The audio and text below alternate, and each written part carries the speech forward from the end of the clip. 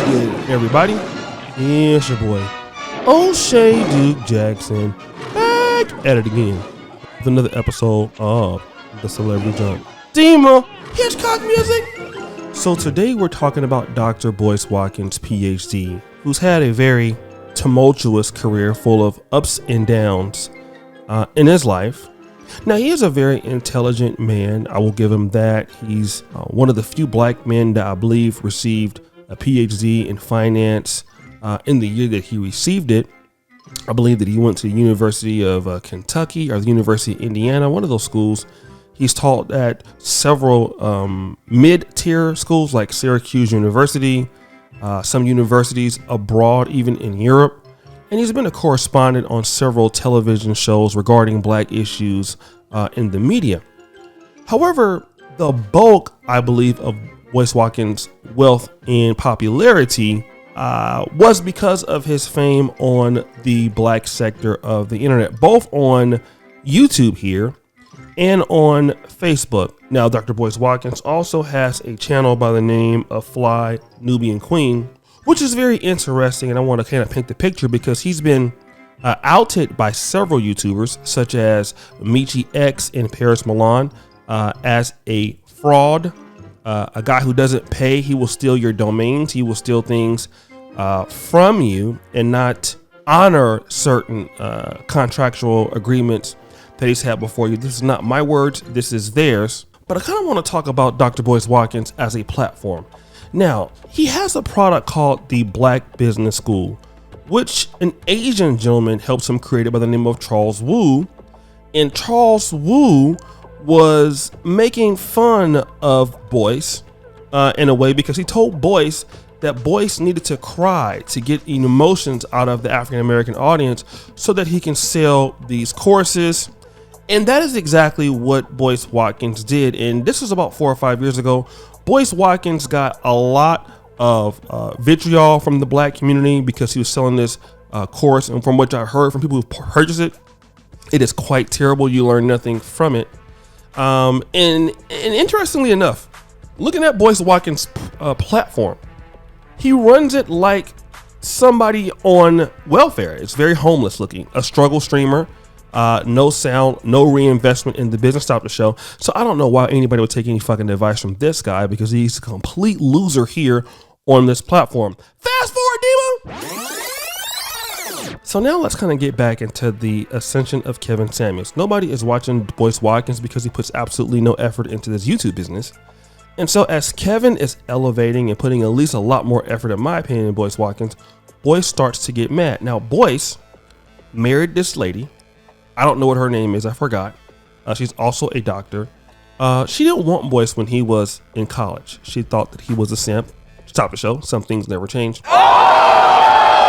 So Boyce started criticizing Kevin Samuels, but the way that Boyce does things is very passive aggressive. It's never direct. It's always like, hey, yeah, man, that guy, I agree with some of the things, but if you don't got a black woman, fuck you. But you know what, brother? I'm not just saying it's him. It's really somebody else, brother. But fuck you. But you know, brother, it's not. I mean, like, that's kind of how Boyce does things, which you're going to find out right now. And so Boyce has been weighing in on Kevin Samuels, saying that he died alone and these little things. In other words, trying to get some clout off of his death to go to that struggle ass weak channel of his. But I want to play this clip of Boyce Watkins talking about if you're not with a black woman, you shouldn't have an opinion on the black community. So I'll play that. Now, Kevin was married to a black woman, but the lady he died with was not a black woman. The lady he died with was not an African American or a descendant of slaves or whatever you want to call it. I think she was Hispanic. Her name was Hortensia Alcantara. And and the reason this kind of got me thinking is that, you know, I've noticed a trend, and tell me if you've noticed this, but I've noticed a trend that in many cases, the people, the men or the women, this is not just a man thing, I'm talking about women too. A lot of times people who criticize black people as a dating option, who say black men aren't worth dating or black women are no good, they don't even invest in black men and black women. They don't even take the time to try to heal the black family. They're not trying to create healthy black relationships with black people. they're not in the trenches with the black woman. And I'm not going to talk about this for too long because my wife is here. And I know this might rub some people the wrong way, but I just have to say this, and just be honest with you, just this point blank period. If you're not invested in the black woman, then keep her name out your motherfucking mouth. Let me go. Seriously, I'm really just saying. I'm saying if you're not invested in the black woman, then keep the black woman's name out your mouth. Okay, so we've heard what he had to say. Now, boys, I agree with you to a certain degree. I am a pro-black. Well, boys, I want to make a deal with you because Kevin Samuels was dealing, or at least one of the ladies he was dating.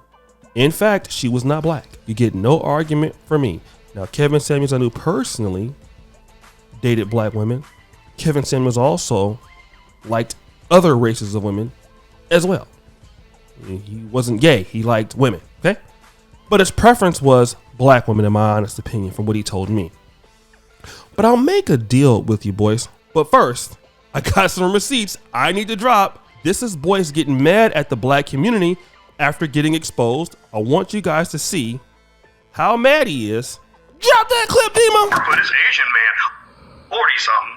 And at the end of the day, when people ask me, well, what about Wu? What about Charles Wu? You work for this Asian man. Oh, this Asian man done killed your credibility, Doc. I'm like, fuck you. If I had no credibility with you before this happened, then you don't even need to be here. Why would you even listen to me? Why are you here? I don't want you here. I want you to go. Like, you have no place here. Like, why would you listen to a lying-ass nigga who's just on the internet talking shit? Like, if that's who I am, if that's what you think I am, then fuck you, go away, and be somewhere else.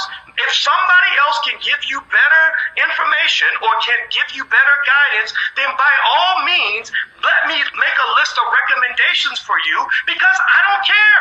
I gain nothing from influencing somebody who is going to lose faith in everything we've talked about because you saw me working with an Asian guy. Seriously, I have done 10,000 videos, 10,000 articles over a 20-year period, and you're focused on one moment. It took one situation to somehow crumble all the credibility that you had built up in your head. Well, then you was a shady nigga anyway, so go away.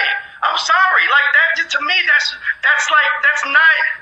just isn't something that I can even respect. So my position on this is, look, I'm not trying to use the N-word. I do apologize for that part, because I don't mean to.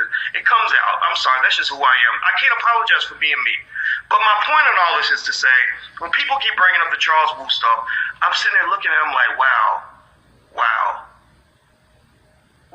Okay, boys, so see, that's you getting mad at the black community for being upset for allowing an Asian person to, pretty much put a battery in your back, to be emotional, to use black people to fund the both of you. So here's the deal that I want to make with you boys, and I hope you're watching this. None of us will talk about black women if we're not dealing with a black woman. But here's the catch. You can't talk to black people at all if you have an Asian person help you get more sales from black people, and he comes out and laughs about it and exposes you. So if Kevin can't talk about that, okay, fine. Then you never have a voice about your opinion. Because if you're not with a black woman, shut the F up. Well, if you're using somebody from another community to scam our people, you Crack that song, now what? Crack that song, now what? Crack that. Shut the F up. Bia. Oh, you don't want to talk about that, huh? Oh, are you mad? See, boys, you are a hypocrite to your own message, guy. You really are. You are really a Pookie and a Ray Ray with a PhD. That's what you are. You're no different than any other people, the Umar Johnsons of the world, any other people out there in the black world that, take issue with what you do, which is not much.